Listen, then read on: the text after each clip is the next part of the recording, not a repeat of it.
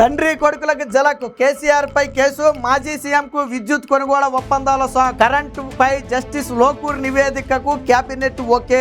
ఈ సమావేశాల్లోనే అసెంబ్లీలోకి చర్చ కూడా. కేసీఆర్ సహా పాత్రదారులపై చర్యలు తీసుకునే ప్రకటన.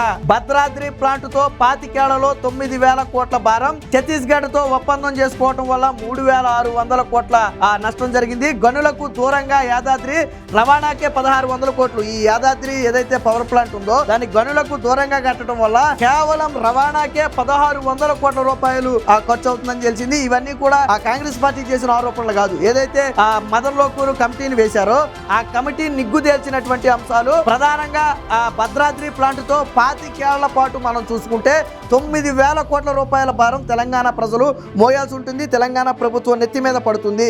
మొత్తంగా అటు మాజీ ముఖ్యమంత్రి కేసీఆర్ తో పాటు మాజీ మంత్రి కేటీఆర్ అంటే ఒక రకంగా తండ్రి కొడుకులు ఇద్దరికి కూడా ఆ ఉచ్చైతే బలంగా బిగుస్తుంది.